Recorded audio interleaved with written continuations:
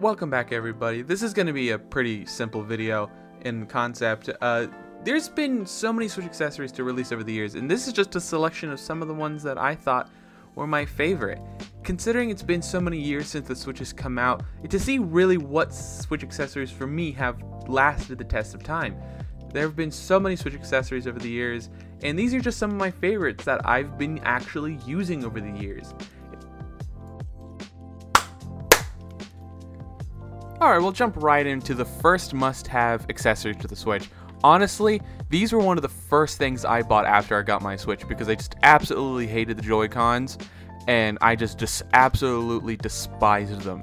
And the Hori Split Pad Pro is just so comfortable. It includes other features like these rear remappable buttons so you can have something like turbo buttons and stuff. But the one downside to these is that you can only map anything on this button that is on this side of the controller. So like you want a turbo button A on this button, you can't do that. You can only bind this button to anything on this side of the controller, and anything on this side of the controller can only be bound to this one. It's a little disappointing, and it makes not a lot of sense because there's not a lot usually happening on this side of the controller, but you know, say it doesn't really matter. And it's really nice because you can still fit it in the dock. It's really comfortable, really big, and I was able to find one of the other things I recommend as a must-have Switch accessory is a case. They even make cases specifically for the Hori Split Pad Pros, so you can keep going on the go with your stuff protected. It even has these cool little indents.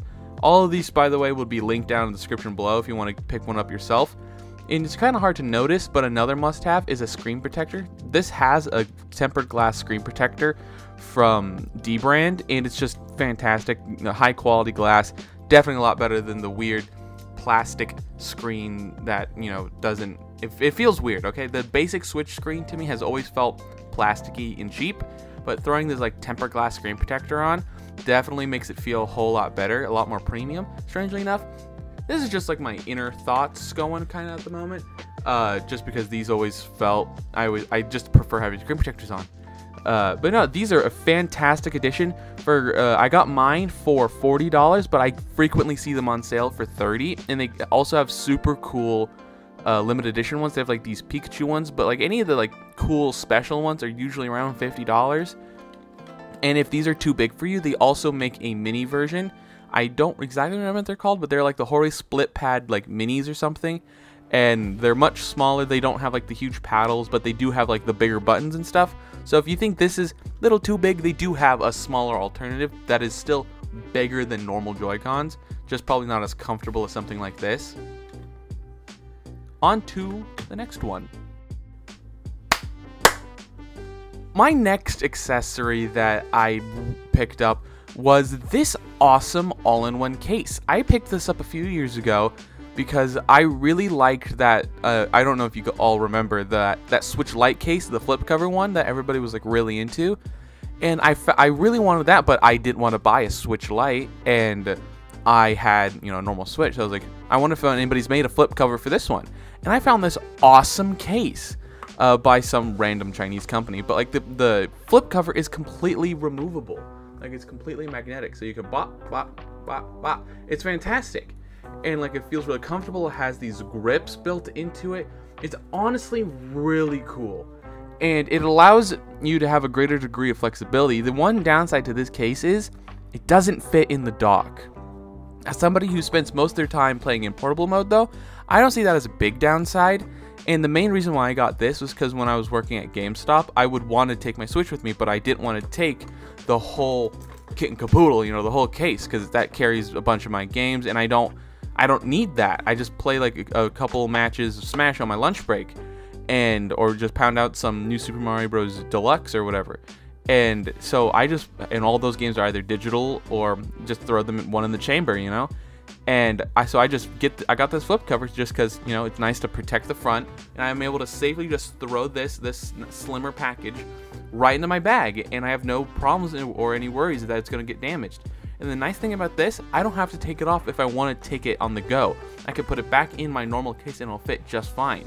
And this is a lovely case. This is one of my favorite Nintendo Switch cases. This came out to celebrate Breath of the Wild, as you could can clearly see.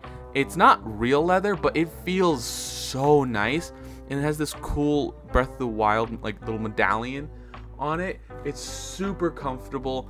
It's actually a fairly slim case, not the slimmest, but like I would say I give this like on a scale of 1 to 10, like this is a good like 6 or 7 in the slimness category, with those like basic default Switch cases like the one that came in the Super Mario Switch. It's fair, that was like the slimmest Switch cases you can find. But like this one offers a you know, some nice dents for if you had like something like this in there. Comes with these 2 game cases. I keep some games in here. I have like Pokemon Smash, Persona Strikers, Dragon Ball Odyssey, another Pokemon game, Mario Kart, you know, the basics. And currently have Super Mario 3D Land or World, whatever the one on the has Bowser's Fury. I have that one currently in the chamber. This is truly just one of my favorite things. I love this so much, and I highly recommend this as a must-have Nintendo Switch accessory if you are like a primarily digital gamer and you don't really play on your TV that often like me. This is a solid choice, especially if you need to be like on the go or you constantly need to throw your Switch in your bag. This is probably the easiest and the safest way to do it if you want to keep it slim. And it's just so convenient with the magnets. You don't even have to always have it on like the Switch Lite version, because if you can hold it like this, that gets annoying. So you can just pop it off and boom. Now it's a lot more comfortable. You don't have that thing resting on your fingers like the Switch Lite version. And I believe this also does come in the Switch Lite version. I will put this also down in the description below if you want. Go check it out. It's freaking awesome.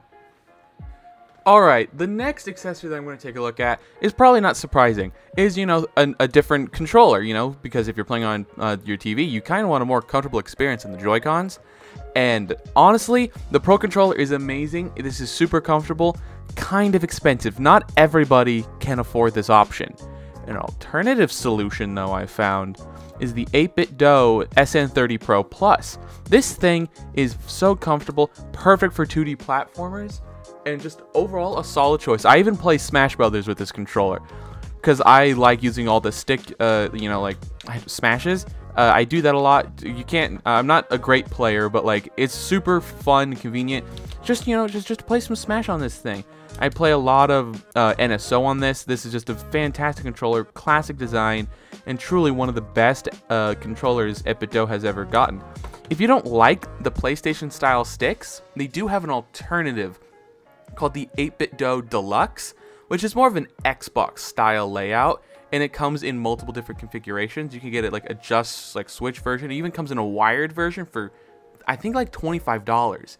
And I have all that linked down in the description below, but like honestly, I would go for that one over this one because I play a lot more 3D games nowadays than I do 2D games, since I haven't had a lot of time to play NSO and I just want to play my favorite games, which all tend to be 3D titles.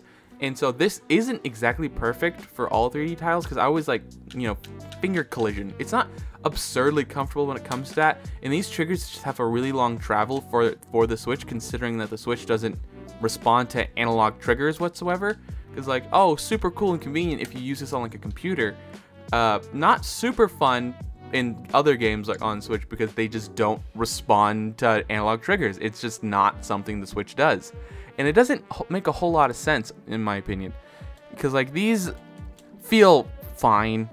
This also doesn't feel great. I don't know why. I just haven't had a good feeling with triggers in a long time. My favorite triggers were on the 360, just because that was a goated controller. Nobody can tell me otherwise.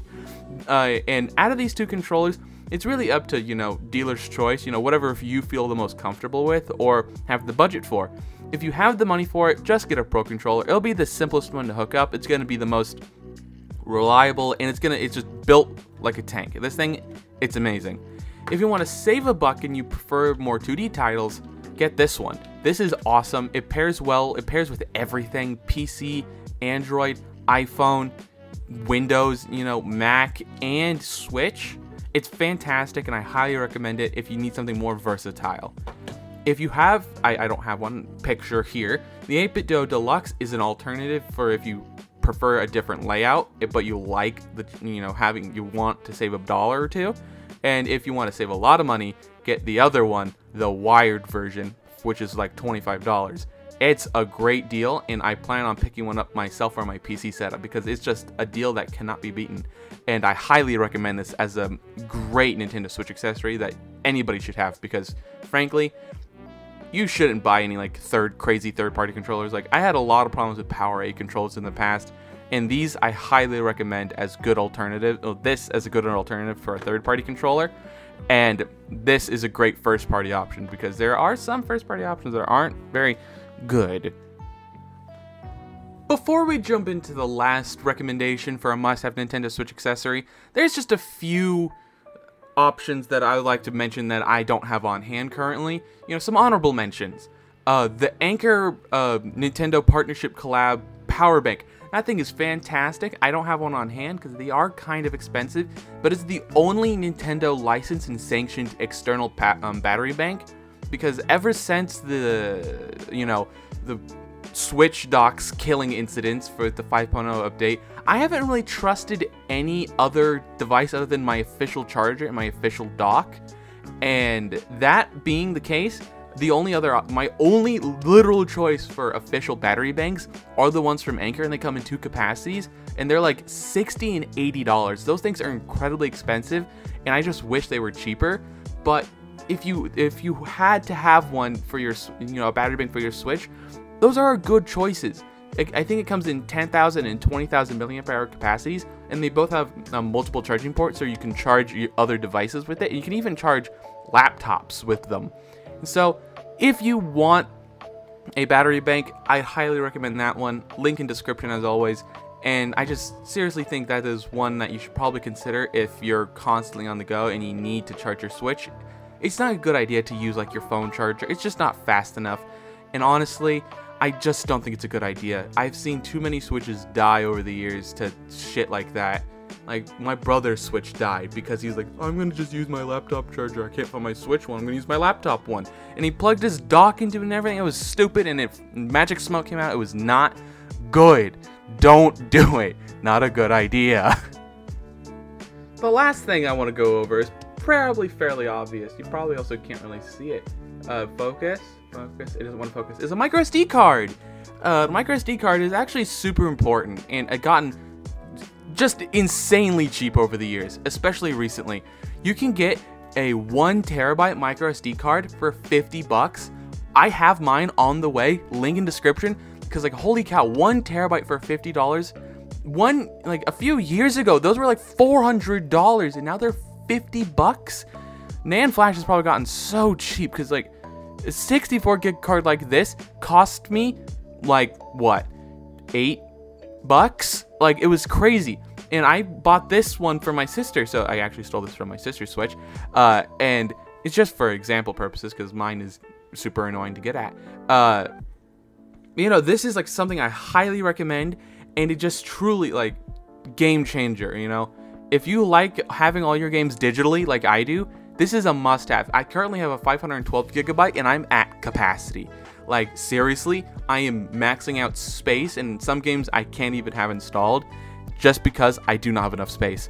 And thank God that 1 terabyte is coming, because it's gonna be so nice to have all my games downloaded, and I don't have to worry about it anymore. It'll be fantastic, because Nintendo could just shut down the eShop tomorrow, and you won't be able to get, buy new games. You might be able to re-download your games, but like, just to have that comfort to keep all your games downloaded. Maybe it gets delisted in the future, like Scott Pilgrim. Like, I know the moment Scott Pilgrim came out again, I bought that son of a bitch, downloaded it, and it's never getting uninstalled, because I don't want that game to ever disappear again. And I want to be able to have it in the future. If it ever gets delisted, I still have it. And if it gets delisted, you won't be able to re-download it again. So having a large capacity micro SD card to keep any of your downloaded games safe is most ideal situation. I know I lost a few games on my 3DS that got delisted. Thankfully, I was able to reobtain them through the H store, but if that didn't exist, I would have lost multiple games. And it's just nice that, these SD cards have gotten so cheap with time. 512 gigabyte cards are like $16 now. Like, you can seriously just pick up any capacity, commensurate with your, equivalent amount of Switch games that you need to have installed. It's just a good way to keep your games safe and preserved. and especially if any of the recent rumors of Nintendo Switch 2 like recently just dropped like yesterday and today, just exploding on Reddit.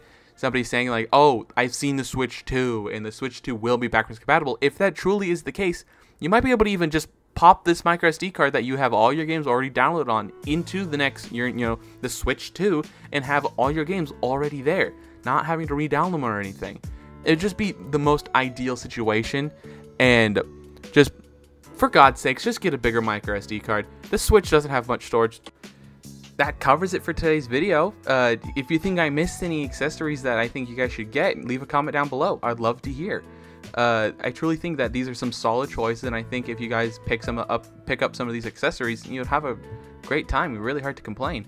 Thanks for all the support recently.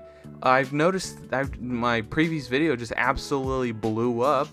Thanks for now we're at like 270 subscribers. That's crazy. Moving up fast. Thanks for all the support recently. Like I said, leave a comment down below. Don't forget to comment, like, and subscribe. All the other social media garbage down below, and have a wonderful day.